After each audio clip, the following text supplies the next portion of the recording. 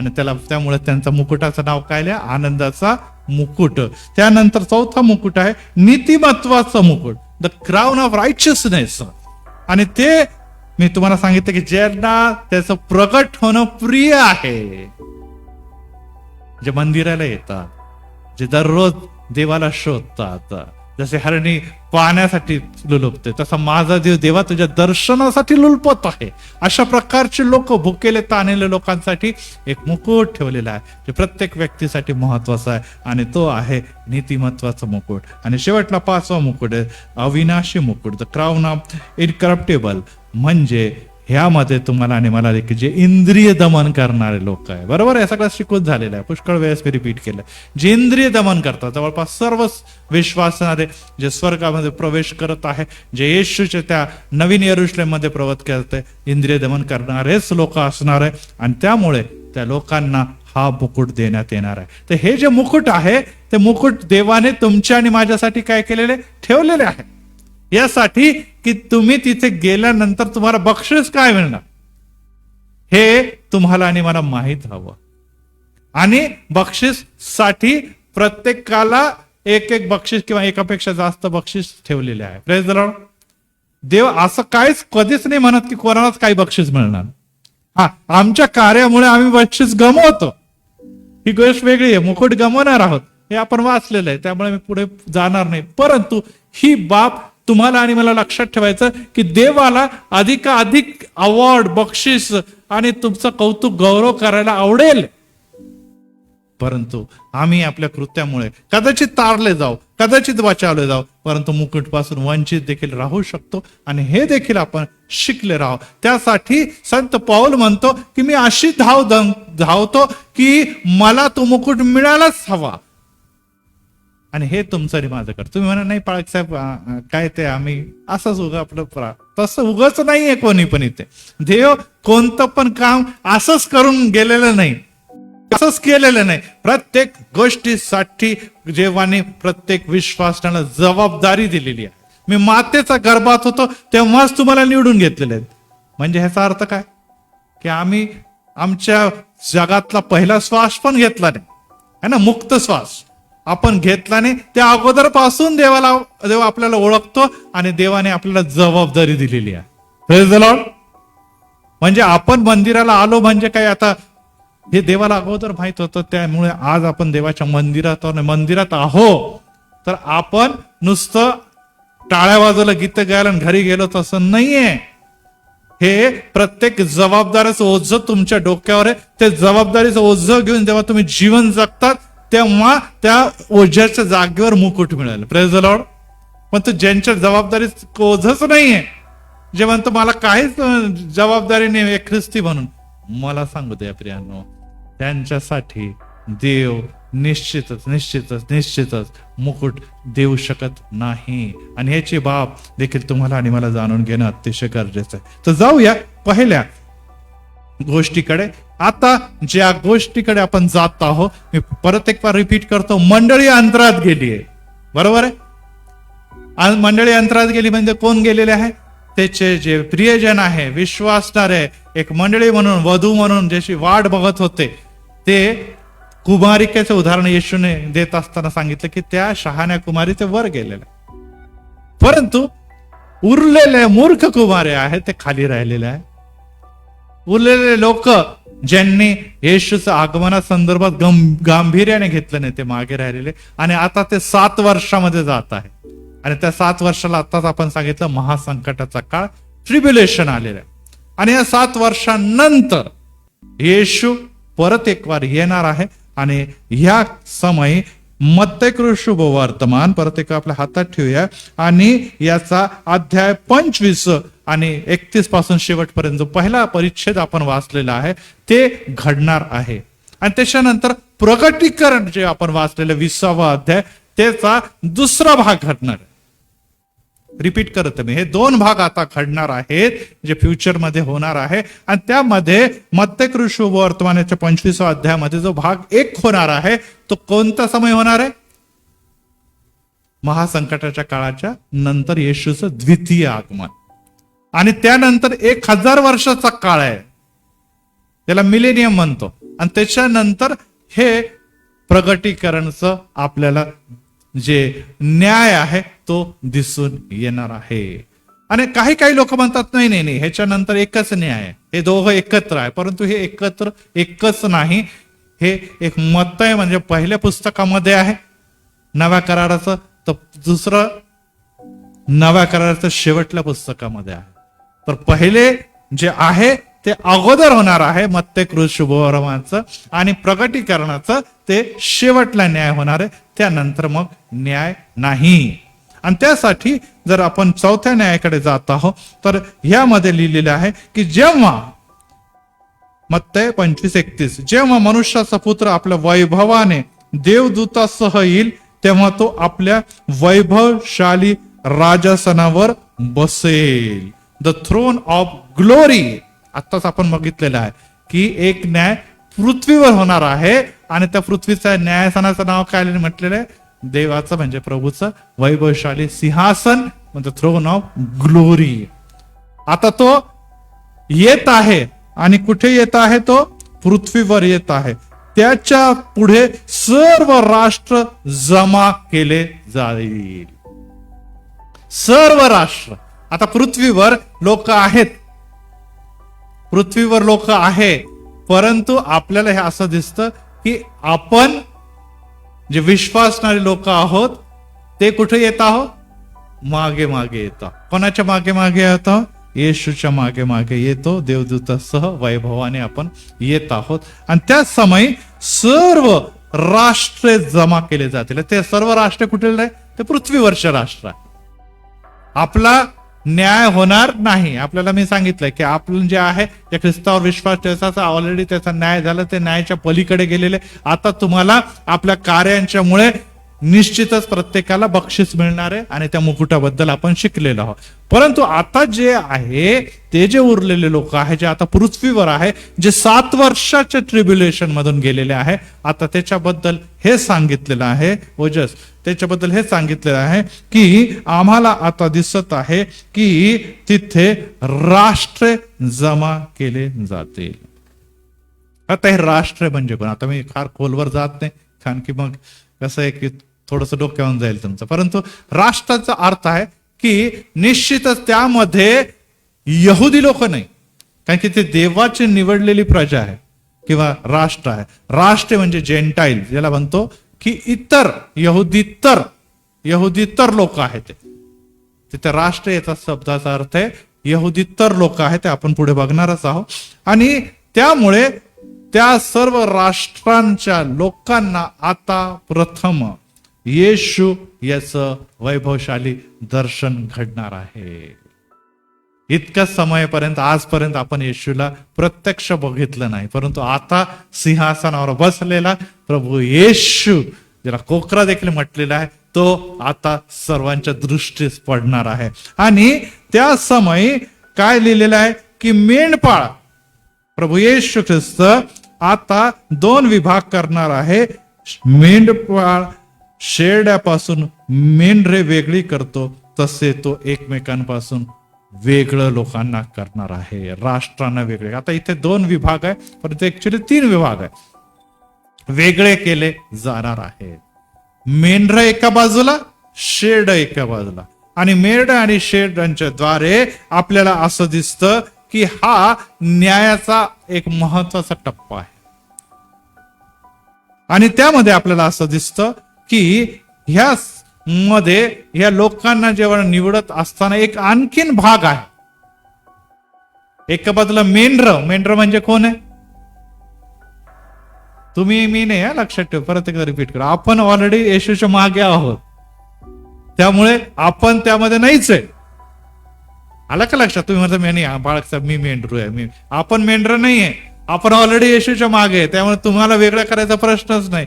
तुमचा तर न्याय आणि तुमचं तर ऑलरेडी निवड झाली. आता जे उरलेले लोक आहे त्याच्यामध्ये मेंढर वेगळं आणि शेरड वेगळे. मेंढर म्हणजे इस्रायली लोक, मेंढर म्हणजे इस्रायली लोक आहे. कारण की आपल्याला माहिती आहे की देव येशू परमेश्वर हा त्यांचा परमेश्वर माझा मेंढपाळ आहे, मला काही उणे पडणार नाही, असं स्तोत्र 23 मध्ये दादा राजा दावीद अशा प्रकारे म्हणतो. त्यावरून आपल्याला कळतं की मेंढर आणि ते जे आहे ते विशेष करून इस्रायली लोक आहे, तर शेरड जे आहे ते उर्वरित लोक आहे. आणि त्यामध्ये एक आणखीन भाग आहे ज्याच्याबद्दल इथे लिहिलेला आहे, आणि त्याला म्हणतात की इतर विश्वासणारे, किंवा दुसऱ्या भाषेमध्ये जे आता वर जाऊ शकले नाही परंतु ते आता खाली राहिलेले आहे ना. मंडळीतले काही लोक खाली राहिलेले आहे, आणि आता जसं मी सुरुवातीला सांगितलं की यार ट्रिब्युलेशन काळामध्ये त्यांचा मोठा छळ आपल्याला यहुदी लोकांचा दिसतो, आणि जे विश्वासणारे त्यांचा देखील दिसतो. परंतु त्या लोकांचं एक तिसरा विभाग आहे ज्यामध्ये असेही लोक आहेत ज्यांना संधी मिळाली नाही रॅप्चर मध्ये जाण्याची. मग ते काय काम करतील याबद्दल आज आपण बघणारच आहोत. आणि अशा प्रकारे या दोन विभागामध्ये या गोष्टी लिहिलेल्या. आता मेंढरांच्या बद्दल जर आपण बघितलं पहिले तर मेंढर कोण आहेत आणि काय करतात ते बघूया. आणि मेंढरांच्या बद्दल आहे की मेंढर आपल्या मेंढपाळाची वाणी ऐकतात. काय ऐकतात? बोला, वाणी ऐकतात. वाणी ऐकतात. यस, आज तुमचा मेंढपाळ पवित्र आत्म्याच्या द्वारे आपल्याशी बोलत असताना तुम्ही ही वाणी ऐकत आहात. ही देवाची वाणी आहे. Praise the Lord. आणि त्याचप्रमाणे जे ऑनलाईन आहे ते देखील जी वाणी ऐकत आहे ती देवाची वाणी आहे, कारण की ती पवित्र शास्त्रातून तुमच्याशी माझ्याशी बोलत आहे. परंतु ते नुसते ऐकतात म्हणजे नुसतं ऐकलं आणि विसरून गेलं तसं नाही. आता मी काही गोष्टी विचारल्या तर मी विसरून गेलेले आहे. याचा अर्थ हा आहे की मेंढर जे आहे ते ऐकणारे आहे परंतु आचरण करणारे नाही. ज्यांना लक्षातच नाही तर ते कृती काय करतील हा प्रश्न निश्चितच उभा राहतो. कारण की आपल्याला जगातल्या अनेक गोष्टी बोलल्या की लगेच लक्षात राहतात, परंतु पवित्र शास्त्रात अनेक वचन आपण म्हातारेच झालेलो आहोत, वय वाढत आहे, तेच रिपीट केले जातं तरी देखील आपल्याला माहित नसतं. याचा अर्थ कुठेतरी हाच आहे की आपण त्याला गांभीर्याने घेत नाही. दुसऱ्या भाषेमध्ये वाणी एका कानी ऐकतो, दुसऱ्या कानातून काढून देतो. परंतु हे मेंढर त्याची वाणी ऐकतात आणि मेंढपाळाच्या काय करतात? मागे मागे चालतात. यस, ऐकणारे नव्हे तर कृतीशील येशूला फॉलो करणारे, येशूच्या मागे चालणारे हे मेंढर आहेत. आणि त्यामुळे मत्तई 12व्या अध्यायामध्ये जर आपण बघितलं तर ते नुसते ऐकतात, मागे मागे चालत नाही. तर 12व्या अध्यायामध्ये जर आपण बघितलं आणि वचन 33 मध्ये आणि ह्याच्यामध्ये 33 आणि 34 कृपया वाचा. मत्तई 12, 33 आणि 34. झाड चांगले आणि ते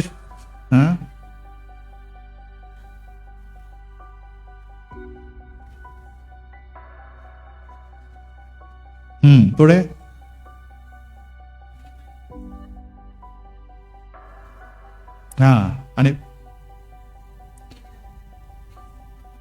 आणि 35 वचन.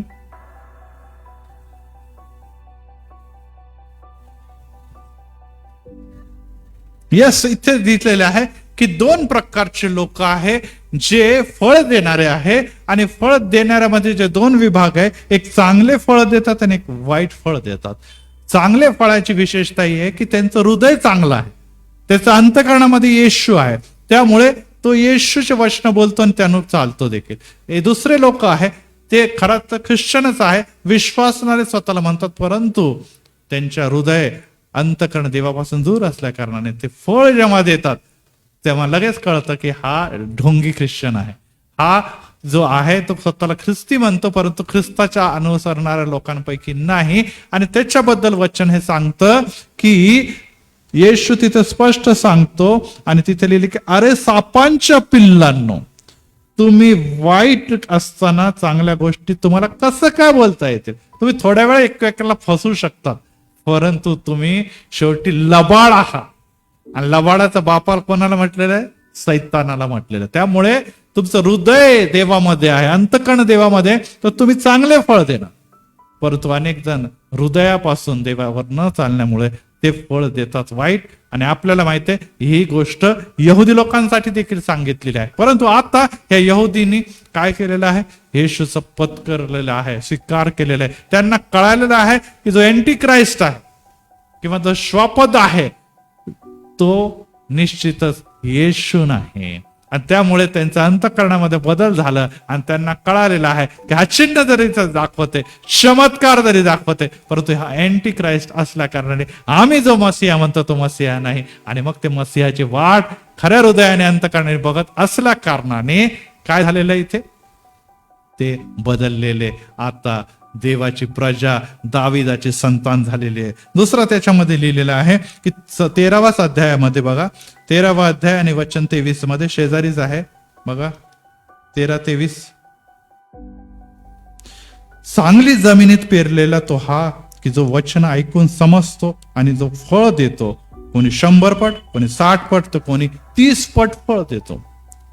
मत्ते 13:23. आणि तुम्ही आणि मी फळ देणार असाव ही देवाची इच्छा आहे. फळ कोण देतं? जे खऱ्या अर्थाने येशूमध्ये रोवलेले आहे. आणि ते चांगली भूमी असल्या कारणाने तिथे वचन ऐकल्यानंतर त्यानं अनुकरण केल्यामुळे काय झालेलं आहे, तो 100 पट फळ देखील देतो. आणि त्यामुळे येशूचं वचन ऐकणारे आणि फळ देणारी मंडळी ऑलरेडी वर गेलेली आहे. परंतु आता हे वचन इस्रायली किंवा यहुदी लोकांना देखील कळालेलं आहे आणि आता त्यांच्यामध्ये पण ते बदल घडलेला आहे. आणि आता त्या मसीह जो येणार आहे त्याची ती वाट बघत असताना आपल्याला दिसतं की त्या डोंगरावर, कोणत्या डोंगरावर त्याचे पाय लागणार आहे? जैतुनाच्या डोंगरावर त्याचे पाय लागत असताना ते एकत्र झालेले आहे. आणि अशा प्रकारे हे आपल्याला मेंढर दिसून येतात. आणि मेंढरांच्या बद्दल जर आपण आता परत एक बार बघितलं की आता या समय जेव्हा येशूचं आगमन होईल तेव्हा पुनरुत्थान होणार नाही. पुनरुत्थानाचा अर्थ कसं आहे की रॅप्चरच्या वेळेस काय झालेलं आहे, सगळ्यात पहिले तुतारीचे नाद होत असताना, आद्य देवदूताची ध्वनी असताना येशू जेव्हा अंतराळात येईल, सर्वप्रथम जे झोपी गेलेले, जे मेलेले ते पहिले उठतील. हे पुनरुत्थान आहे ना, हा पुनरुत्थान आहे. येशूच्या नंतर हा एक पुनरुत्थान आपल्याला दिसतो की मेलेले ते उठतील आणि मग ते अंतराळात घेतले जातील. आणि मग जे जिवंत आपण विश्वासणार ते देखील अंतराळात घेतलेले जाणार आहोत. आता ह्या समय पुनरुत्थान नाही. का नाही पुनरुत्थान? कारण की ऑलरेडी विश्वासणारे जे झोपी गेलेले ख्रिस्तामध्ये ते प्रभूच्या मागे ऑलरेडी परत येत आहे. त्यामुळे आता जे मेलेले आहे त्यामध्ये जे गट होता तो वर गेलेला आहे आणि बाकीचे जे पापामध्ये झोपी गेलेले आहेत किंवा येशूला न स्वीकार करता झोपी गेलेले ते अग्नीच्या सरोवरकडे आता ऑटोमॅटिकली जाताना दिसत आहे. अग्नीच्या सरोवरकडे जाताना दिसत. मग आता झोपी गेलेले लोक जे आहे त्यामध्ये विश्वासणारे वर गेलेले, आता हे जे राष्ट्र आहे ते सगळे जिवंत लोक आहेत.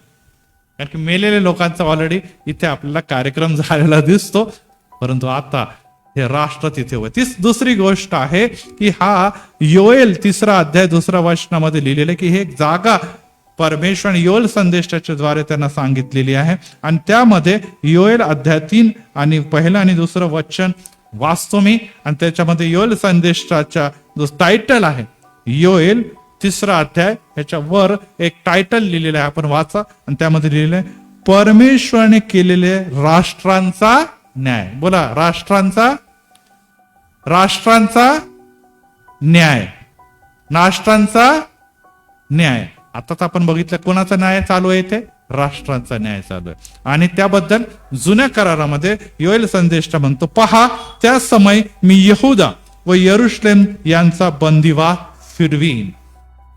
इतक्या वर्ष ते निश्चित दुःखात आहे, क्लेशात आहे, संकटात आहे, महासंकटात आहे, परंतु आता त्या बंदिवासातून मी त्यांना मुक्त करणार आहे. तेव्हा सर्व राष्ट्रे आता इथे कोणते? यहुदी राष्ट्र आणि ते सर्व जगात उरलेले सर्व राष्ट्र एकत्र होऊन यहोशाफाट म्हणजे परमेश्वर न्याय करतो या नावाच्या खोऱ्यात मी आणीन. आणि माझे लोक, माझे वतन इस्रायल, माझे लोक, माझं वतन कोण आहे? इस्रायल राष्ट्र आहे, जे अब्राहमाची संतती आहे त्याच्याबद्दल सांगितलेलं आहे. त्यास त्यांनी राष्ट्रात विखरून माझा देश वाटून घेतला, म्हणून तेथे त्यांच्यावर मी दावा मांडीन. इथे देव म्हणतो आता मी त्यांना निवडून एकत्र करून काय करणार आहे? या न्यायासनाच्या समोर उभा करून त्यांना मेंढर म्हणून वेगळं करणार आहे. काय म्हणून वेगळं करणार आहे? मेंढर म्हणून वेगळं करणार आहे. आणि अशा प्रकारे तिथे कोणतंही पुस्तक उघडलं जाणार नाही. आता आपण बघितलंय प्रगटीकरणामध्ये काय बघितलेलं, जीवनाचं पुस्तक उघडलेलं जाईल है ना, आणि त्या हिशोबाने आपल्या कृतीच्या हिशोबाने सगळ्यांना दंड देण्यात जाईल. पण इथे आता कोणतंही पुस्तक नाही. इथे निश्चितच इस्रायली लोक आणि जे इतर न देवाच्या अब्राहामाची संतती नाही ते वेगळे केले जाणार आहे. आणि हे सर्व केव्हा घडत आहे, परत रिपीट करत आहे मी, केव्हा घडत आहे ते, कोणाच्या अगोदर, हे 1000 वर्षाचा जो काळ येणार आहे ज्याला मिलेनियम म्हणतो त्याच्या अगोदर, परंतु ट्रिब्युलेशनच्या नंतर हे घडत आहे ना, 7 वर्षाच्या महासंकटाच्या काळाच्या नंतर हे घडत आहे. आणि यामध्ये आपल्याला आता दिसून येत आहे की ह्या लोकांच्या बद्दल आता पहिला गट कोणता आहे, विश्वासणारे अब्राहामाचे संतती, ज्यांच्याबद्दल आत्ताच इथे लिहिलेलं आहे की त्यांचा बंदिवास आता उलटलेला आहे, आता ते फिरलेले आहे देवाकडे. नंबर 2, जे लोक आज इतर राष्ट्रीय आहे त्यांचा. आणि तिसरा जो भाग आहे तो आत्ता मत्तेकृ शुभवर्तमानामध्ये आपण वाचलेला आहे की ते लोक कोण, आणखी 3 भाग आहे. एक इस्रायली म्हणजेच देवाची लोक, दुसरं जेंटाईल म्हणजे यहुदीतर लोक, आणि तिसरा एक आणखीन विभाग आहे ज्याच्यामध्ये उर्वरित राष्ट्रापैकी काही लोक काय करणार आहे त्याच्याबद्दल लिहिलेलं आहे. आपण जाऊया मत्तेकृ शुभवर्तमान, आणि त्यामध्ये देव परत एक वार आपल्याला काय शिकवत आहे, अध्याय 25 मध्ये, मग तो मेंढरास म्हणल, 33 वचन, उजवीकडे तुम्ही या, शेरडास म्हणल तुम्ही डावीकडे ठेवा. तेव्हा राजा म्हणल उजवीकडच्या लोकांना की माझ्या पित्याचे आशीर्वादित हो, ज्या राज्याच्या स्थापनेपासून तुम्हासाठी सिद्ध केलेले ते वतन घ्या. मेंढरांच्या विभागाकडे तो म्हणतो वतन घ्या, कारण मी भुकेला होतो तेव्हा तुम्ही मला खायला दिले, जेव्हा मी तान्हेला होतो तेव्हा मला प्यावयास पाणी दिलं, जेव्हा मी परका होतो तेव्हा तुम्ही मला घरात घेतले, मी उघडा होतो तेव्हा मला वस्त्र दिले, मी आजारी होतो तेव्हा तुम्ही भेटीस आला, बंदिवासात होतो तेव्हा तुम्ही माझ्याकडे आला. त्यावेळेस नीतिमान हे उत्तर देतील. कोण उत्तर देतील? नीतिमान, धार्मिक लोक उत्तर देतील, आणि ते म्हणतील, प्रभूजी आम्ही तुम्हाला केव्हा भुकेले, केव्हा ताणेले असं बघून पुरवठा केलेला आहे, केव्हा आम्ही बंदिवासात आलो, केव्हा आजारी बनलं. तेव्हा 40 वचन म्हणतो, तेव्हा राजा म्हणजे प्रभू येशू त्यांना म्हणाल, मी तुम्हाला खचित चालतो, ज्या अर्थी तुम्ही माझ्या कनिष्ठ बंधूंपैकी एकाला केलं, ज्या अर्थी तुम्ही माझ्या कनिष्ठ बंधूपैकी एकाला केलं, त्या अर्थी तुम्ही मला केलं, त्या अर्थी तुम्ही मला केलं. आता हा कनिष्ठ बंधू कोण आहे सांगा बरं. इथूनच उत्तर मिळतं, ज्या कनिष्ठ बंधूसाठी तुम्ही केलेलं आहे त्या अर्थी तुम्ही मला केले, त्यामुळे तुम्ही आता नीतिमान ठरलेले आहे, आणि तुम्हाला आता मी माझं मेंढराचं बाजूचं म्हणजे उजवीकडचं स्थान देत आहे. आणि हा महत्वाचा भाग आहे तिथे की इस्रायली लोकांना काय म्हटलेलं आहे, कनिष्ठ लोक. रिपीट करते, कनिष्ठ लोक कोण आहे? यहुदी किंवा इस्रायली लोक आहे. काय? कारण की त्या काळामध्ये, महासंकटाच्या काळामध्ये सगळ्यात जास्त छळ आणि सगळ्यात जास्त त्रास कोणाला भोगावं लागणार आहे? इस्रायली लोकांना किंवा यहुदी लोकांना भोगावं लागतं. कारण की ख्रिस्ती विश्वास असणारे तर ऑलरेडी वर गेलेले, बरोबर ना. आता उरलेले कोण आहे? जे प्रभू येशू ख्रिस्ताने सांगितलं की यरुशलेम यरुशलेम संदेष्टांचा घात करणारे यरुशलेम, माझी इच्छा होती जशी कोंबडी आपल्या पिल्लांना पंख्याखाली घेते तशी तुम्ही माझ्या पंखाखाली घ्या, पण तुमची इच्छा नव्हती. आणि त्यामुळे प्रभूच्या नावाने येणारा राजा भनेपर्यंत मी तुम्हाला काय करणार नाही, परत एक वेळ दिसणार नाही. आणि आता तो काळ आलेला आहे की त्यांना कळालेलं की आम्ही चूक केलेली आहे, आम्ही निश्चितच आमच्या प्रभूला मसीहाला जाणलं नाही, परंतु आता आम्हाला ओळखलेलं आहे. परंतु संकट आणि सर्व प्रकारच्या जे काही ट्रिब्युलेशन आहे किंवा ज्याला म्हणतो महासंकट त्यांच्यावर येणार आहे. सैतान, त्याच्यानंतर मी सांगितलं श्वापद आणि अँटिक्राइस्ट, हे त्यांना विपुलतेने छळणार आहे. आणि छळाच्या समय काही लोकांना बंदिवासात टाकतील, काही लोकांना खाण्यापिण्याचे हाल होतील, काही लोकांना आणलेलं राहावं लागल, काही लोकांना उघड्या नाकडं राहावं लागल. अशा समयी या राष्ट्रांपैकी, उर्वरित राष्ट्रांपैकी, यहुदीतर लोकांपैकी जे लोक त्यांना मदत करतील की हे देवाचे लोक आहेत आणि यांची सेवा करणं म्हणजे माझ्या देवाची सेवा करणं आहे, ह्यांची मदत करणं, ह्यांना ख्रिस्ताकडे नेणं हे म्हणजे माझ्या देवाची सेवा आहे, अशा लोकांसाठी जे उभे राहतील म्हणजे यहुदी लोकांसाठी, त्यांना देव काय म्हणतो, वचन परत एक वाचतो की 37 वचन, त्यावेळेस नीतिमान त्याला उत्तर देईल की प्रभूजी. कोण उत्तर देतील? बोला नीतिमान, बोला नीतिमान. नीतिमान. आणि हे नीतिमान यहुदीला सोडून तुमचे आणि माझ्यासारखे यहुदीतर लोक असतील. आणि त्यामुळे मी म्हटलं 3 विभाग झालेले, एक यहुदीतर यहुदी जे विश्वासणारे म्हणून आज मेंढर म्हणून वेगळे केलेले आहे. नंबर 2 जे शेर्ड म्हणून कोण आहे, यहुदीतर लोक आहे आणि ज्यांनी स्वीकार केला नाही ते. आणि तिसरी कॅटेगरी नीतिमान लोकांची कॅटेगरी, ज्यांनी त्यांना मदत केलेली आहे. आणि त्यामुळे अनेकदा हा प्रश्न विचारला जातो, अनेकदा हा प्रश्न जगामध्ये निर्माण होतो की बाबा इस्रायलला एवढे लोक का मदत करतात, का इस्रायलाच्या मागे एवढे सगळे ख्रिस्ती राष्ट्र त्यांच्या मागे उभे राहतात. तर पवित्र शास्त्र आम्हाला शिकवतं की ते देवाची प्रजा आहे, ते देवाचे लेकर आहे, जरी ते बहकलेले आहे, जरी ते देवापासून दूर गेलेले, आज देखील त्यांनी ते पवित्र शास्त्र किंवा नियमशास्त्र जाणलं नाही, ओळखलं नाही, मसीहा म्हणून येशू ख्रिस्ताला ते जाणत नसले तरी देखील ती देवाची प्रजा आहे. आणि त्यांचं मदत करणं, त्यांच्यापर्यंत जाणं, त्यांना सहकार्य करणं आणि विशेष करून ह्या सर्व परिस्थितीमध्ये त्यांच्या बरोबर उभं राहणं आणि त्यांच्यासाठी प्रार्थना करणं, हे आमचं देवाने दिलेलं मोठं कार्य आहे. आणि येशू म्हणतो इस्रायलासाठी प्रार्थना करा, यरुशलेमच्या मध्ये शांती असो यासाठी प्रार्थना करा. Praise the Lord. आणि करतात ना, जगामध्ये आपल्या सर्वांना माहिती आहे की हे कार्य ख्रिस्ती लोक आवर्जून करतात आणि ते करायलाच पाहिजे. आणि त्यामुळे आपल्याला नुसतं दिसतं की ते नुसते प्रार्थना करत नाही, तर त्यांनी काय काय केलेलं हे येशू ख्रिस्ताने ऑलरेडी सांगितलेलं. Praise the Lord. आणि त्यामुळे या लोकांना कोणतं पद दिलंय देवाने? नीतिमान, रायचस, धार्मिक लोक त्यांना म्हटलेलं आहे. आणि त्यांना देखील आता त्या कृत्यामुळे काय अवॉर्ड मिळत आहे? तेव्हा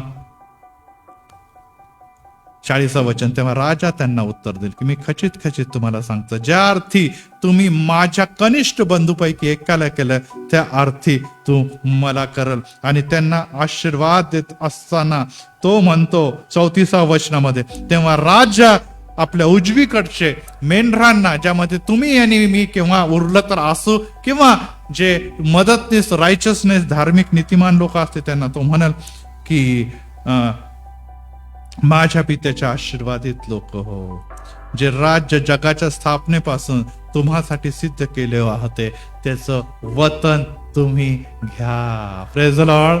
ते राष्ट्र जे मी निर्माण करण्याच्या अगोदर, जे राष्ट्र प्रभू येशू ख्रिस्त म्हणतो मी जातो आणि ते तुम्हासाठी तयार करतो, त्या राष्ट्रामध्ये आता तुम्ही माझ्या बरोबर आनंद करा, हे वचन देवाने त्यांना प्रॉमिस पूर्ण होताना दिसतं. Praise the Lord. Praise the Lord. आणि अशा प्रकारे आम्हाला ह्या गोष्टी दिसतं की मेंढर, शेर्ड आणि रायचसनेस किंवा नीतिमान लोकांच्या या 3 विभागामधून आम्हाला एक उजवीकडची जागा आहे किंवा डावीकडची जागा आहे. उजवीकडच्या लोकांसाठी तर आहे. मग डावीकडे जे राहिलेले, जे सैतानाने बांधलेल्या, जे आपण आता सांगितलं श्वापद आणि निश्चितच जे एंटी क्राइस्ट यांच्या भीतीने आपला जीव वाचवण्यासाठी येशूला पत्करत नाही, त्याच्याबद्दल त्यांनी सांगितलेलं होतं की तेव्हा 41 वचन, माझ्या डावीकडच्या तो लोहन अहो शापग्रस्त माझ्या पुढून निघा आणि सैतान व त्याचे दूत यांच्यासाठी जे सर्वकालिक अग्नी मी सिद्ध केलंय त्यामध्ये जा. आणि तेव्हा 46 वचनामध्ये लिहिले की ते लोक ज्यांनी नीतिमानामध्ये स्थान मिळवलेलं नाही, ते लोक ज्यांच्याबद्दल हे सांगितलेलं आहे की ते निश्चितच प्रभू मसीहाला स्वीकारणारे नाही, त्यांच्याबद्दल लिहिले की ते तर सार्वकालिक शिक्षा भोगायला जातील आणि नीतिमान सार्वकालिक जीवन उपभोगण्याकरता जाणार आहेत. Praise the Lord, praise the Lord. प्रभू करो की आपण त्याच्यामध्ये नसावं, प्रभू करो आपण त्याच्यामध्ये नसावं, कारण की आपल्याला ऑलरेडी रॅप्चरच्या वेळेसच वर जायचंय. आणि यामुळे प्रभू म्हणतो, येशू शिकवतो की येणारे दिवस कठीण आहे.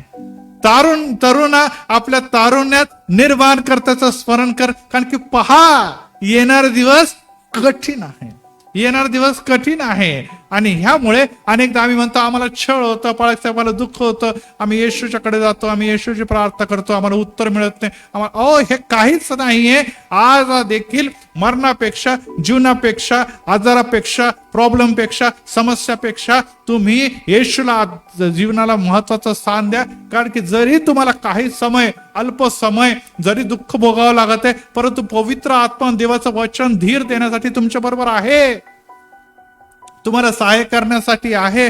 आणि तो तुम्हाला धीर देतो, तुम्हाला सांत्वन देतो, मरणाच्या समयी तुम्हाला वाचवतो, आजारामध्ये तो त्याचा रक्ताचा लाभ देऊन आरोग्य देतो, त्याच्या फटक्याच्या द्वारे तुमच्या धर्माने पापाची शुद्धता होते. हे सगळे ऍडव्हान्टेज पण आहे ना तुमच्या माझ्या बरोबर.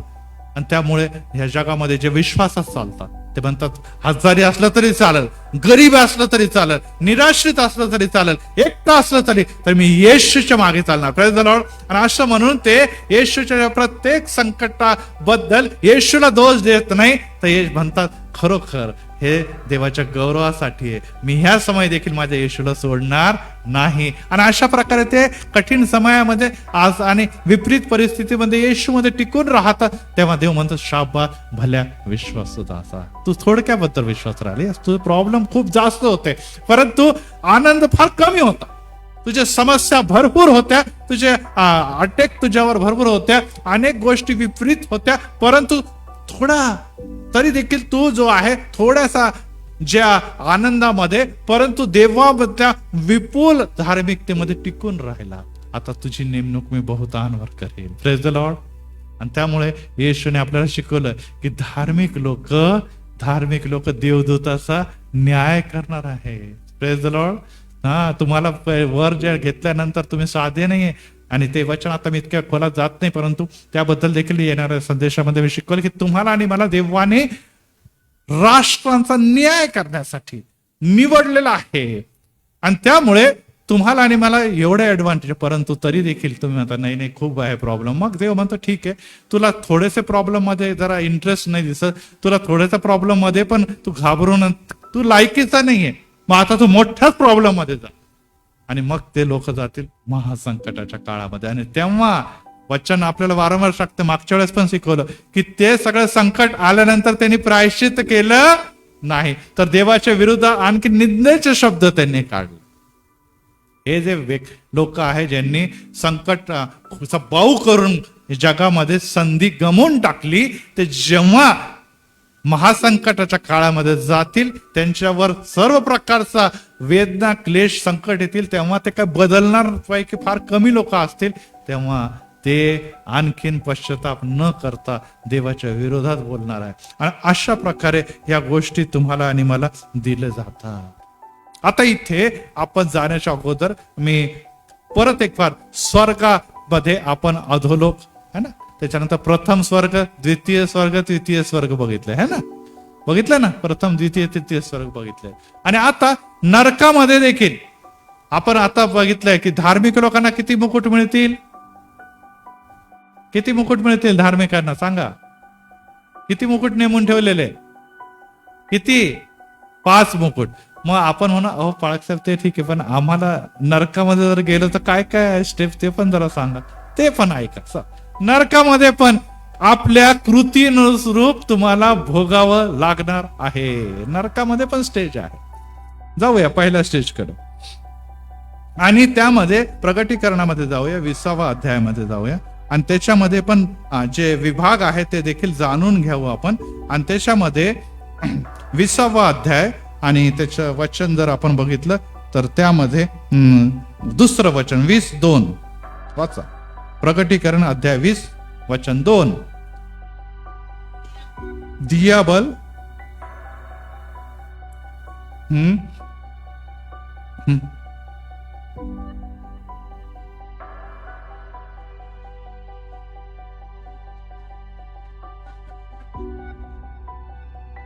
पहिला प्रकार जो आहे सैतानासाठी, सैतानाच्या दूतांसाठी, जुन्या अजगरासाठी जो नरकाचा पहिला भाग आहे त्याला म्हटलंय अथांग डोह. काय म्हटलेलं आहे? अथांग डोह. अथांग डोहामध्ये सैतान आणि सैतानाचे सर्व दूत, दियाबल आणि साप आणि अजगर आणि त्या सर्व प्रकारचे त्याला जे मोठे दूत आहे, जे त्याचे सैन्य होतं, त्यांना टाकण्यात येईल अथांग डोहामध्ये. नंबर 2 आहे मरण. 20वा अध्याय आणि 14वं वचन यामध्ये बघा काय मरणच्या बद्दल लिहिलं आहे. तेव्हा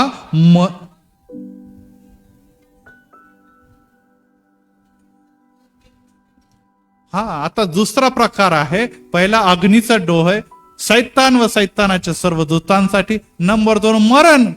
हे जे आहे ते कोणासाठी आहे? जे अंधकारात, पापात, अशुद्धतेत चालतात त्यांच्यासाठी हे मरण. कारण की तुम्हाला आणि मला मरण नाही. देव काय म्हणतो? पुनरुत्थान व जीवन मीच आहे. जे ख्रिस्तामध्ये मरतात त्याला परत मरण नाही, तर त्याला जीवन आहे. आणि तो म्हणतो मी युगानुगाचं जीवन आहे. Praise the Lord. आणि अशा प्रकारे तुम्हाला आणि मला मरण नाही, पण मरण कोणाला आहे? अविश्वासणारे लोक जे आहे, ज्यांनी येशूचा नाकार केलेला आहे, ज्यांनी येशूचा स्वीकार केला नाही, त्यांना कुठे टाकण्यात येईल? मरण. आणि ते मरण शेवटी कुठे जात आहे? अग्नीच्या सर्व. तिसरा प्रकार तिथेच लिहिलेला आहे त्याच्या शेजारी अधोलोक आहे. आणि अधोलोक म्हणजे नरक. आणि तिथे आपल्याला दिसतं की जे श्रीमंत होता है ना, श्रीमंत होता, तो अग्नीमध्ये टाकण्यात आलेला आहे. तो अग्नीमध्ये जळत आहे. आणि तो अब्राहमाकडे बघत, अब्राहमाच्या उराच्याकडे बघून ते लाजारला म्हणतो की 2 बुंद ठेव तरी माझ्या. ते पण आता कुठे आहे? ते जे अधोलोकाचे ते पण कुठे? अग्नीच्या सर्व. मरण जे आहे, जे ख्रिस्तामध्ये नाहीये ते लोक मेलेले आहे, त्यांना वर संधी मिळाली, ते लोक देखील आता काय होणार आहे? डायरेक्ट कुठे जाणार आहे? अग्नीच्या सर्व. आणि तिसरा प्रकार जो आहे सैतान व सैतानी सत्ता, जे कुठे टाकण्यात आलेली होती? अथांग डोह मध्ये टाकण्यात आलेली. आणि ते अथांग डोह देखील हे जेव्हा आपल्याला दिसतं की शेवटला न्याय होईल त्यावेळेस ते देखील अग्नीच्या सरोवर टाकण्यात येईल. आणि यामध्ये आपल्याला हे 3 वेगवेगळी कॅटेगरी देखील दिसून येतं. आणि त्यापैकी तुम्हाला आणि मला कोणतं निवडायचं हे आपल्या हातामध्ये जरी नसलं, परंतु पाप करणं किंवा देवामध्ये विश्वास करणारे जीवन आपल्या हातामध्ये आहे. Praise the Lord. परंतु ते जरी तुमच्या हातामध्ये असलेलं आहे, परंतु हे तुम्हाला आणि मला त्याच्या कृपेमुळे लाभलेलं आहे. Praise the Lord. तुम्ही नाही पाळसा मी धार्मिक बनवायचं ठरलेलं, मी धार्मिक. अरे मी जरी धार्मिक तरी देवाची कृपेची गरज आहे. आणि हा कृपेचा का आहे? त्यामुळे आम्ही चुकतो, पापी असतो, परंतु देवाने तुम्हाला आणि मला निवडलं. त्यामुळे त्यांची प्रजा ज्यांना ते रक्ताचं मोबदल्यात विकत घेतलेले त्यांना तो क्षमा करतो आणि तिथे नेण्यासाठी तो तयार करतो. Praise the Lord. त्यामुळे तारण हे त्याच्या कृपेमुळे तुम्हाला मिळालेलं आहे, आमच्या चांगल्या कृत्यांमुळे नाही. Praise the Lord. आणि त्यामुळे ही बाब जाणं की तुम्ही आणि मी जरी किती उत्सुक असलो, परंतु वधस्तंभाच्या जवळ जाऊन लीन आणि नम्रतेने कृती करायची, फळ देणार व्हावं. आणि नुसतं पुतीच फळ नाही, तर कदाचित आपण मागे राहिलो तर रॅप्चरच्या काळामध्ये जे लोक आहे त्यांना कठीण समयामध्ये, विपरीत समयामध्ये जे मदत करणारे धार्मिक लोक आहे त्यांना देखील देव कुठे घेणार आहे? त्यांना उजवीकडचं स्थान देणार आहे. म्हणजे मेंढरांपैकी एक मोजणार आहे. आणि जे मेंढरांपैकी एक आहे त्याच्याबद्दल वचन काय सांगतं? की त्यांना देव ते स्थान त्याच्यासाठी बनवलेलं आहे, ज्याला नवीन यरुशलेम म्हटलेलं आहे. सियोन देश हमारा है देश हे म्हटलेलं आहे. तिथे तुम्हाला आणि मला प्रवेश मिळणार आहे. परंतु आता 21वा अध्यायामध्ये आपण जाऊया. आत्ताच आपण बघितलेलं आहे कोणतं सिंहासन बघितलेलं आपण? सांगा बरं. आत्ताच आपण कोणतं सिंहासन बघितलेलं आहे? आत्ताच आपण बघितलेलं आहे की ख्रिस्ताचं द थ्रोन ऑफ ग्लोरी, वैभवाचं सिंहासन बघितलेलं आहे. आता आपण 20वा अध्यायामध्ये शेवटल्या न्यायाच्यासाठी एक पांढरे मोठे सिंहासन बघणार आहोत. परंतु हा काळ केव्हा येणार आहे? तर 20वा अध्यायामध्ये 7व्या वचनाच्या वर एक टायटल दिलेलं आहे. काय लिहिलेलं बघा, वाचा. व शेवटली झटापट. तो 1000 वर्ष संपल्यानंतर सैतानाला कैदेतून मुक्त करेल. हे 1000 वर्ष म्हणजे काय? मिलेनियम. तर आता चौथा न्याय आणि पाचवा न्याय ह्याच्यामध्ये किती वर्षाचा काळ आहे? 1000 वर्ष. त्याचप्रमाणे तिसरा न्याय आणि चौथ्या न्यायामध्ये किती वर्षाचा काळ आहे? 7 वर्षाचा काळ. हे आपण ऑलरेडी शिकलेलो आहोत. याला महासंकटाचा काळ देखील म्हटलं. आता यामध्ये आपल्याला काही गोष्टीचा जेव्हा विचार करतो, नुसतं मी तुलना करतो, पुढच्या वेळेस मी पूर्ण करेन, की पहिल्या ह्याच्यामध्ये आपल्याला दिसतं कोणत्या? चौथ्या न्यायामध्ये, की तेव्हा सगळे राष्ट्र एकत्र होतील. मेलेले लोक आहे का त्यामध्ये? नाही. मेलेले लोक नाही. मेलेल्या लोकांचं ऑलरेडी मागे आहेत येशूच्या, किंवा खाली आहे, जे डायरेक्ट कुठे जाणार आहे? अथांग. आपल्याला इथे दिसतं की ते अग्नीच्या सरोवरात जाणार आहे. परंतु आता जे जिवंत राष्ट्र उरलेले आहे त्यांच्या बद्दल असं की तिथे पुनरुत्थान घडलेलं नाही. ते सगळे जिवंत लोक आहेत. आणि त्यामध्ये आपल्याला आता प्रगटीकरणामध्ये 20व्या अध्यायामध्ये दिसतील की आता हे जेवढे लोक आहेत शेवटल्या न्याय, ते सगळे मेलेले लोक आहे. वाचा 12 वचन, 20:12.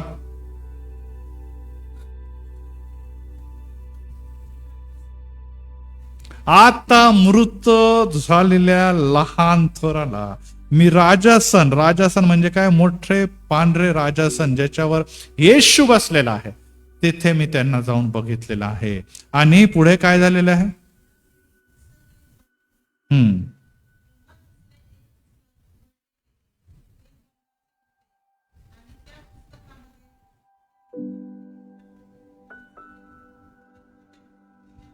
कोणाचा न्याय?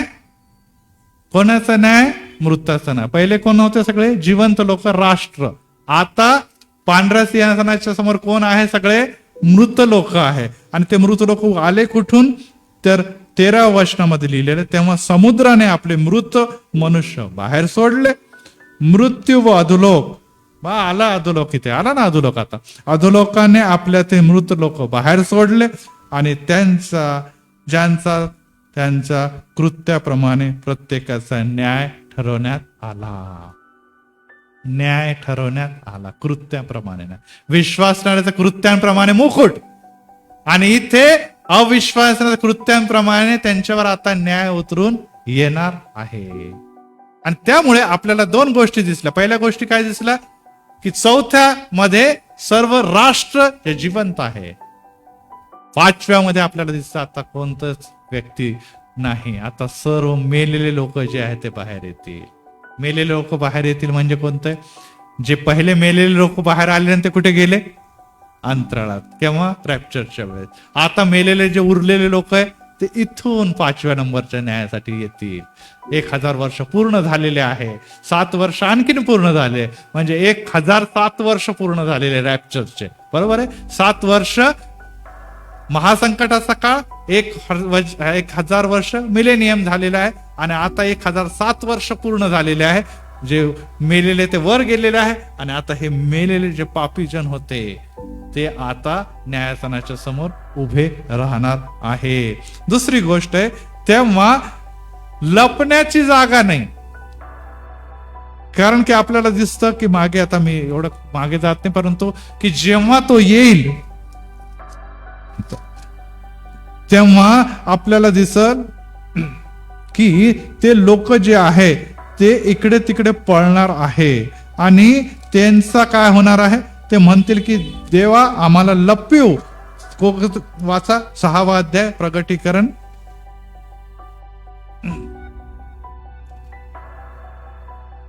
आणि वचन 15 आणि 16. 6वा अध्याय प्रगटीकरण 15 आणि 16.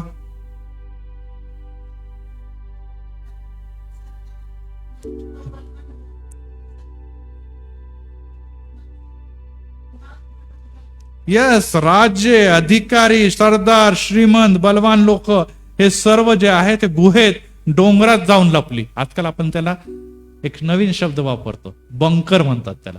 आजकाल सगळीकडे युद्धाच्या समोर खाली बंकर बनवले राहतात. आता इस्रायलमध्ये पण वॉर होते, जेव्हा बॉम्ब टाकले जाते सगळे लोक काय असतात? खाली जाऊन लपून जातात. आणि त्यामुळे मग त्यांना बॉम्ब जरी पडला तरी त्यांच्या काही नुकसान होत नाही. तर हे बंकर ज्याला आपण त्यावेळेस कदाचित ते नाव नसेल, परंतु आता ते नाव प्रचलित आहे. आणि त्यामुळे हे लोक तिथे जाऊन लपले. तेव्हा 16व्या वचनामध्ये काय लिहिलेलं आहे?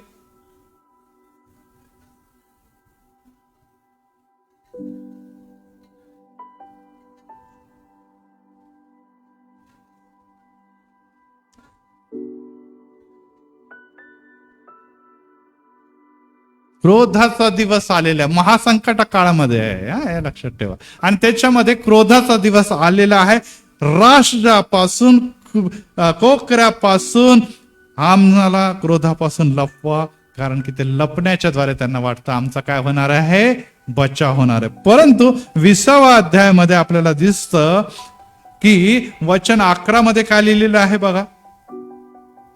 नंतर मोठे पांढरे राजासन त्यावर बसलेला एक जण माझ्या दृष्टीस पडला, परंतु त्यावेळेस तोंडापुढून पृथ्वी आणि आकाश पळाली आणि त्यांच्यासाठी कोणतेच ठिकाण उरलेलं नाही. की मी इथे लपल, मी इकडे घुसल, मी तिकडे घुसल, काही घुसण्याची जागाच नाहीये. पृथ्वी पण नाही आणि आकाश पण नाही, काहीच उरलेलं नाही की मी इकडे तिकडे लपून क्रोधापासून. नाही, आता काही शान नाही. पहिले होता तुम्हाला लपण्यासाठी काहीतरी जागा होत्या, परंतु आता लपण्याच्या जागा देखील पृथ्वी पण गेली, आकाश पण गेलं. मग एकच गोष्ट उरली. कोणती गोष्ट उरली सांगा बरं? समुद्र. काय उरलेलं आहे? समुद्र उरलेला. समुद्राच्या बद्दल काय नाही लिहिलंय. आणि बघा, लक्षात ठेवा, जेव्हा पृथ्वीचं निर्माण झालं, सृष्टीचे समुद्र होता है ना, समुद्रावर देवाचा आत्मा काय होता, तळपत होता. आता देखील समुद्र आहे, आता देखील समुद्र आहे. त्यावेळेस पण पृथ्वी नव्हती, आकाश नव्हतं. आणि आता देखील आपल्याला दिसतं पृथ्वी आणि आकाश निघून जाणार आहे. समुद्र आहे, परंतु समुद्र आता काय करणार, लपवणार नाही. तर समुद्र काय करणार, ओकून देणार आहे. कोणांना? ज्याच्यामध्ये मरण पावलेले जे लोक आहेत त्यांना तो बाहेर सोडणार आहे. Praise the Lord. हे सगळं म्हणजे अतिशय महत्वाचं आहे आणि हे आपण शिकून घेणं गरजेचं आहे. कारण की आम्हाला जर माहित आहे तर आमच्यामध्ये देवाची कृती किती महान आहे, किती अद्भुत आहे, आणि ते सर्व आम्हाला बघायला मिळणार आहे. Praise the Lord. जगामध्ये कोणीच व्यक्ती असं म्हणू शकत की मला बघायला मिळणार नाही. प्रत्येकाला ते दृश्य बघावं लागणार आहे. ते ख्रिस्ती असो नसो, यहुदी असो नसो, ते इंग्लंडचे असो, ते अमेरिकेचे असो, ते इंडियाचे असो, कोणतेही असो, प्रत्येकाला ह्या गोष्टीचा नेत्राने अनुभव मिळणार आहे. कारण की आपण गीतच गातो, वो भी देखेंगे जिन्होंने उसे छेदा.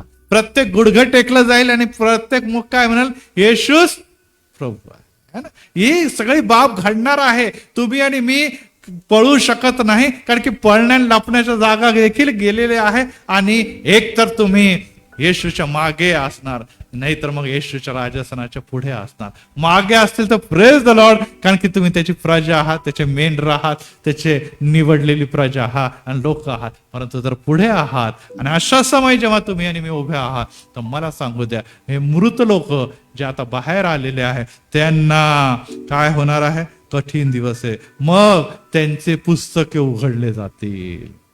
मागे पुस्तक नव्हते, डायरेक्ट उजवीकडे आणि डावीकडे होतं, परंतु आता एक पुस्तक उघडले गेले. काय नाव आहे त्या पुस्तकाचं सांगा बरं? जीवनाचं पुस्तक.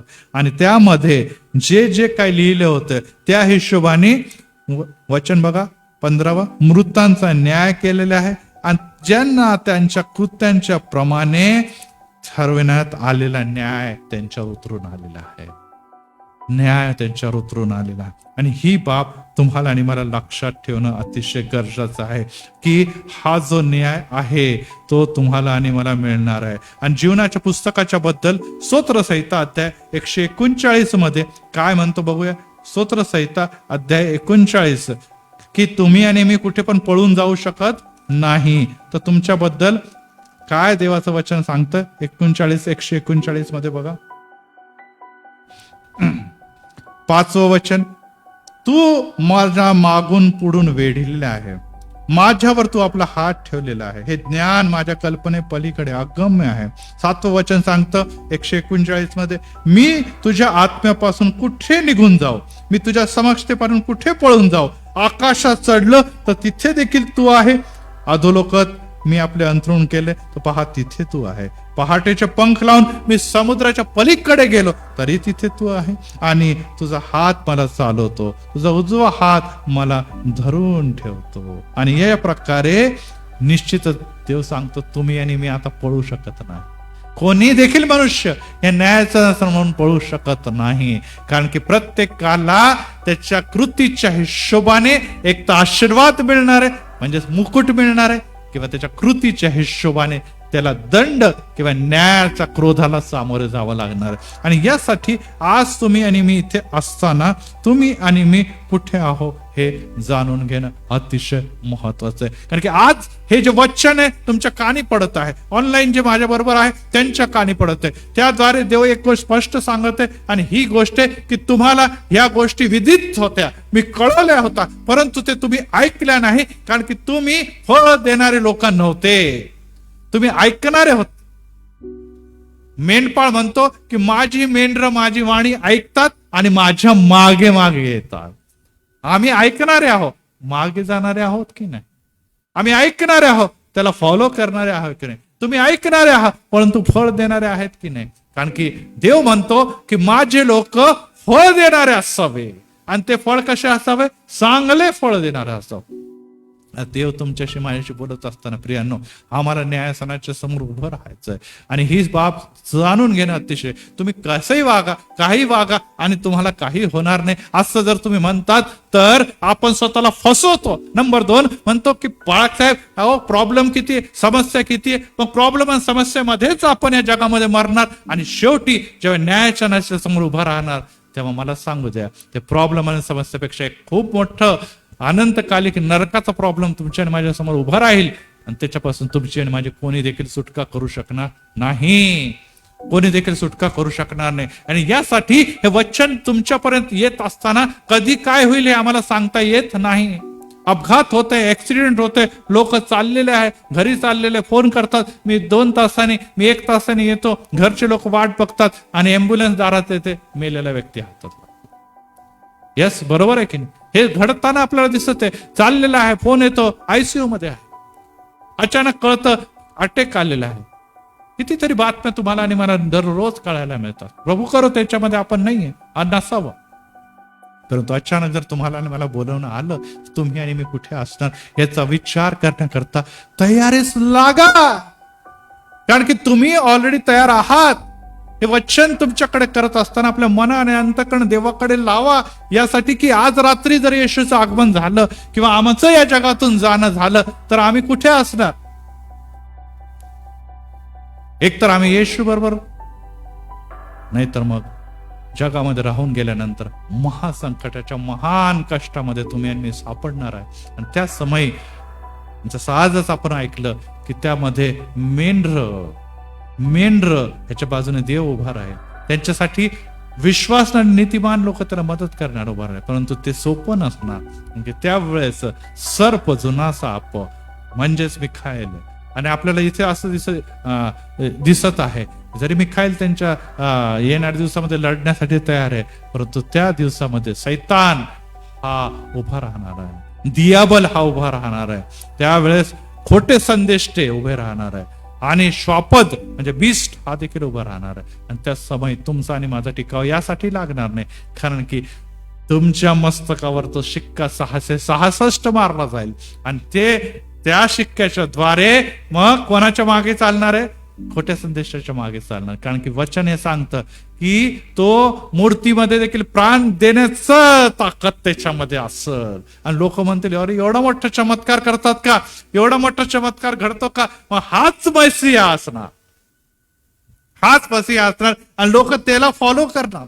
आज तुम्ही आणि मी चमत्काराच्या मागे आहेत का? हा प्रश्न प्रत्येक पर आपल्याला. अहो पाळक साहेब काय नाही, ते तेल लावून प्रार्थना, ते पाळक साहेब प्रार्थना करता, हो ये देव करतो स्पर्श, आरोग्य देतो, परंतु चमत्कारामुळे तुम्हाला आरोग्य मिळतं, काही समयासाठी तुम्हाला त्रास मुक्ती मिळते, काही समयापर्यंत तुम्हाला शांती मिळते, परंतु हे सार्वकालिक नव्हे. Praise the Lord. चमत्काराच्या मागे कोण आहे? कोण आहे? येशू आहे. आणि येशू म्हणतो जे माझ्या मागे चालतात त्यांना वादळ येतील, तुफान येतील, तू अग्नीतून चालशील तरी पोळावायचा नाही, तू जलातून चालशील तरी बुडावायचा नाही, कारण की तू माझ्या दृष्टीने अमोल आहे. Praise the Lord. आणि यासाठी समस्या, आजार, विकार, टेन्शन, भीती, दडपण या सर्व गोष्टीसाठी अवश्य प्रार्थना करा. परंतु इथे आपण बघितलेलं आहे की ते लोक जे येशूच्या समोर नीतिमान ठरलेले, त्यांनी काय केलेलं आहे?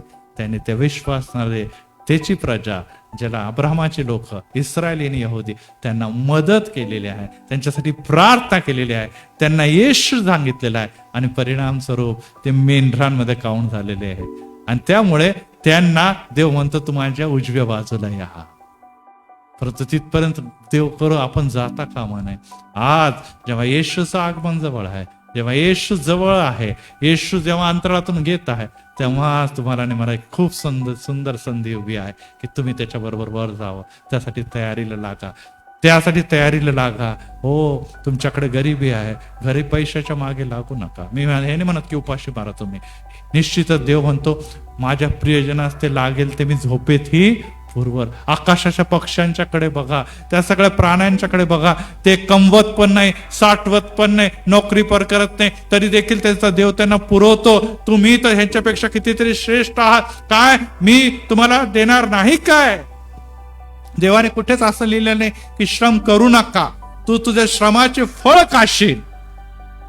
लिहिलं ना, श्रमाचे फळ खाशील आणि तुझी स्त्री माझ घरात काय होईल? सफल द्राक्षवेली सारखे होईल आणि तुझ्या मेजास भोवती तुझे मुलं जैतुनाच्या रोप्यासारखे होतील. यस, देव म्हणतो तुला मुलं पण आहे, सुंदर पत्नी पण देतो, श्रमाचं फळ पण देतो, सगळं काही देतो.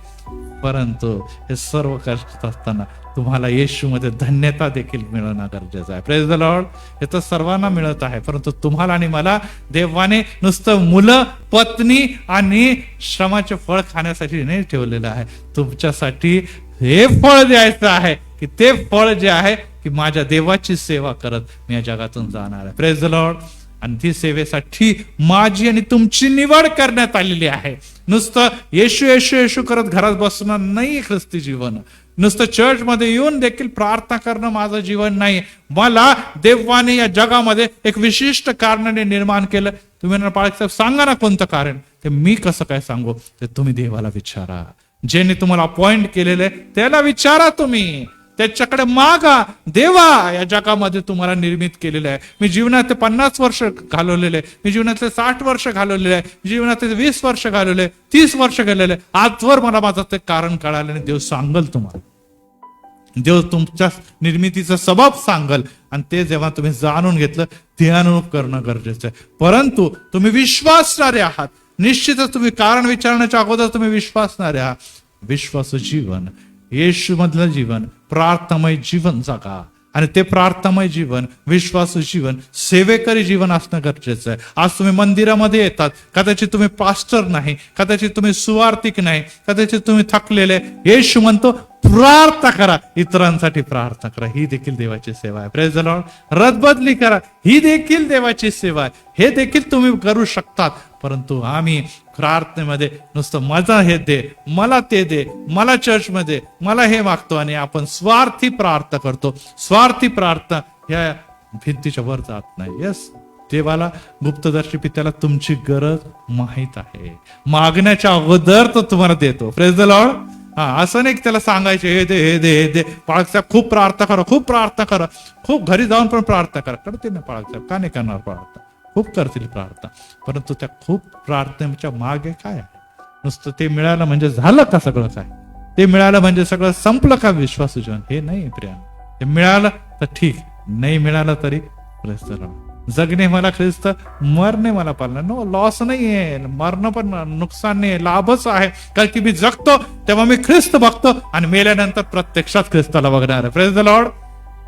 हे एक जीवन आहे.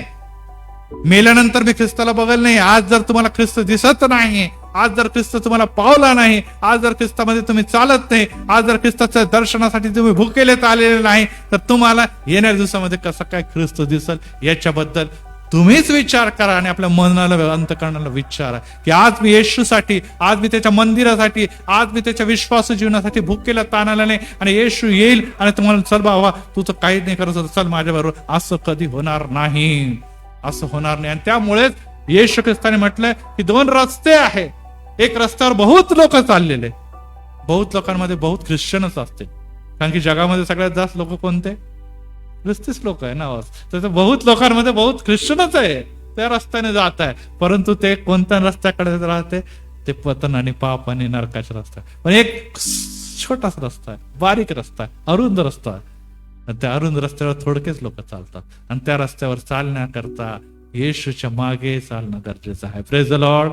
त्याचे जीवन, त्याच्या अनुसरणं, त्याची वाणी ऐकणं, त्याचे शब्द ऐकणं, ते फळ देणं आणि त्याची सेवा करणं हे गरजेचं आहे. आणि जर तुम्ही सेवा करता तर प्रथम जे आता जवळच आलेलं आहे किंवा लवकरच येत आहे, तर तुम्हाला तो रॅप्चर मध्ये घेऊन जाणार आहे. Praise the Lord. Yes, rupture मध्ये घेऊन जाणार आहे. आणि त्यासाठी येशू तयारी करत असताना पवित्र आत्म्याच्या द्वारे आज वचन, त्यानंतर जर महासंकटाचा काळ आला, कठीण दिवस आहे, तरी देखील एक संधी देऊन दिलेली आहे, परंतु त्या समय फार कठीण समय. आणि की आज सगळे काय, येशूचं रक्त, येशूचं सामर्थ्य, येशूची समक्षता, पवित्र आत्म्याचं मार्गदर्शन, मंडळी, चर्च, पाळक, हे सगळं काही आहे. त्या समय त्या सगळ्या गोष्टी निघून जाणार आहे प्रियांनो. आणि त्या समय तुम्हाला आणि मला वचनामध्ये हे पण निघून जाणार आहे. शेवटल्या काळामध्ये कशाचा दुष्काळ पडल हे नाहीये, काहीच नाही. काय करणार तुम्ही आणि मी, कसं काय जगणार? शेवटल्या काळामध्ये ते ह्याचा काळ पडणार आहे, ते आता येऊन गेलं आपल्या हातून, मग काय करणार? आज आम्हाला हे जर आहे, मुबलक आहे आपल्याकडे. आपण म्हणतो पाळक साहेब द्या, पाळक साहेब लगेच देतात काढून, घ्या वचन वाचा. म्हणतो आम्ही वाचत पण नाही, आम्ही शिकत पण नाही, आम्ही कृती पण करत नाही. आम्हाला जगातल्या गोष्टी सगळ्या, मोबाईल रात्रंदिवस आपण वाचतो, खेळतो, परंतु हे नाही आपल्या हातामध्ये. आणि ह्या सगळ्या गोष्टी जेव्हा तुम्ही आणि मी करतो, देव पुस्तकामध्ये लिहून ठेवतो. तुमच्या माझ्याबद्दल काय काय आहे सगळ्या गोष्टीची नोंद ठेवतो. हे विसरू नका, हे विसरू नका. आणि त्याचा हिशोब जर घेण्याचा वेळ आलेला आहे, तर मला सांगू दे प्रियांनो, तयारीला लागा. या पूर्ण जरी माझा संदेश झाला नाही, परंतु आता मी 2 गोष्टी तुम्हाला सांगितलेल्या आहे. पहिला एक राजस्थान आहे, ज्याला आपण मत्तई कृष्ण वर्तमानामध्ये बघितलं, आणि त्या राजस्थानाच्या बद्दल मी तुम्हाला सांगत असताना सांगितलं, द थ्रोन ऑफ ग्लोरी, येशूचं वैभवशाली सिंहासन. आणि ते काय होईल? मिलेनियमच्या अगोदर, रॅप्चर मिलेनियमच्या अगोदर, परंतु कायले ट्रिब्युलेशनच्या नंतर होणार. आणि 1000 वर्षाचा काळ लोटल्यानंतर शेवटला न्याय येणार आहे. त्याच्यामध्ये पांढरं सिंहासनावर येशू येणार आहे. आणि त्याचा कोणाचा न्याय करणार आहे? तो मृतक लोकांचा न्याय करणार आहे. आणि वैभवी याच्यामध्ये सिंहासनावर कोणाचा न्याय करणार? राष्ट्रांचा न्याय, जिवंत लोकांचा न्याय.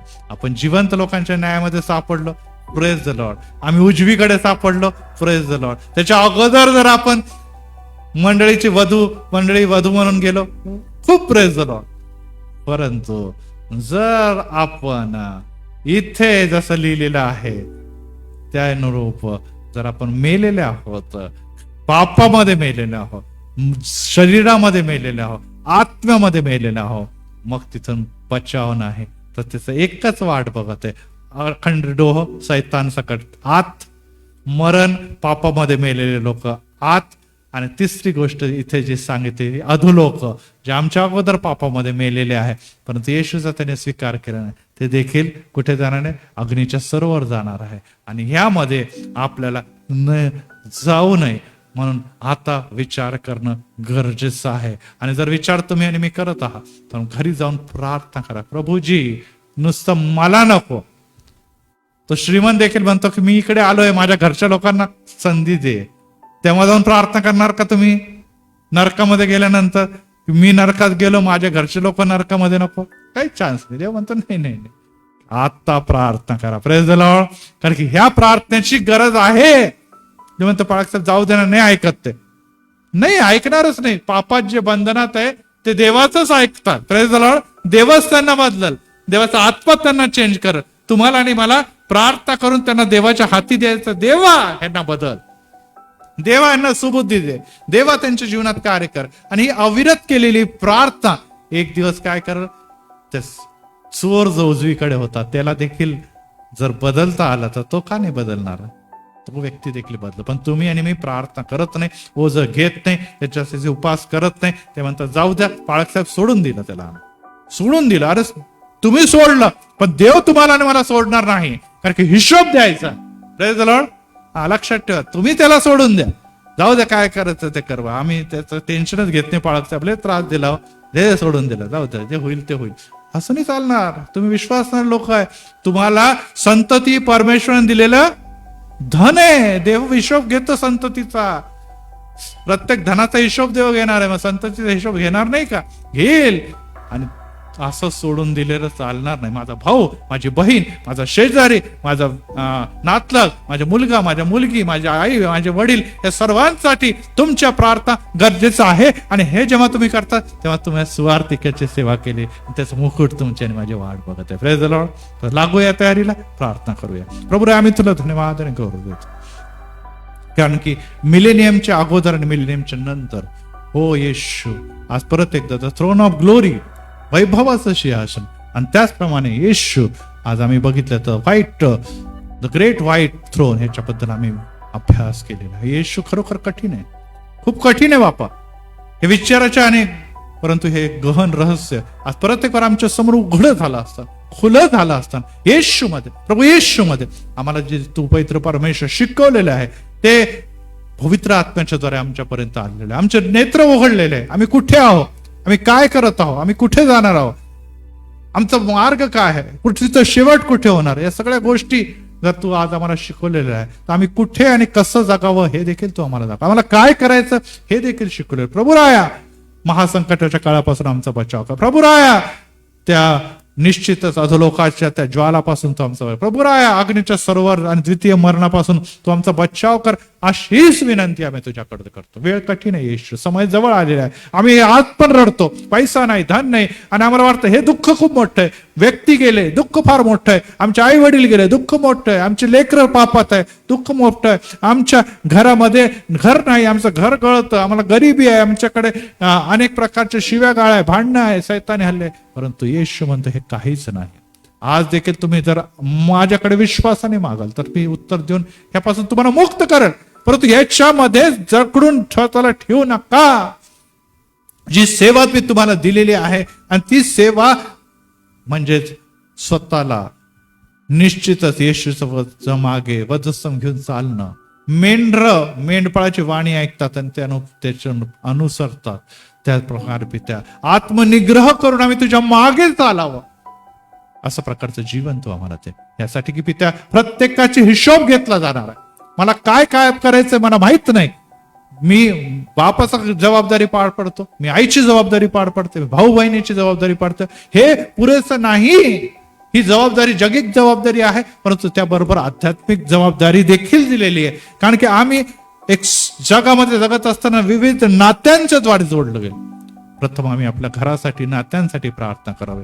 मग आम्हाला शेजारी धर्म आणि नातं देखील दिलेलं आहे, त्याच्यासाठी आम्ही प्रार्थना. आम्हाला त्यानंतर राष्ट्र दिलेलं आहे, राष्ट्रासाठी देखील प्रार्थना करत. आणि त्याबरोबरच आज आम्ही शिकलोय की आम्हाला इस्रायली लोक यरुशलेम देखील दिलेले, त्याच्यासाठी आम्हाला प्रार्थना करायचं. आणि आम्ही या सर्व प्रार्थना जेव्हा तुला सादर करतो आणि कार्य करतो आणि पित्या त्यांना मदत करतो, तेव्हा आज आम्ही वाचलेले की शाबास माझ्या भल्या विश्वासी लोकांनो, तुम्ही मला निश्चितच वेगवेगळ्या ठिकाणी मदत केली, आणि त्यामुळे आता तुम्ही माझ्या उजवीकडचे लोक, माझ्या बरोबर आता तुम्ही सुख भोगायला या. आणि यासाठी पित्या आम्ही त्या सुखाकडे जात असताना त्या अगोदर आम्ही मंडळी म्हणून अंतराळात घेतलं जावं, हे कधीही योग्य आहे. आणि त्यासाठी आम्हाला जे शिक्षण दिलं आभार मानतो प्रभू येशूच्या नावात. आमेन, आमेन, आमेन. यावेळेस आपण एक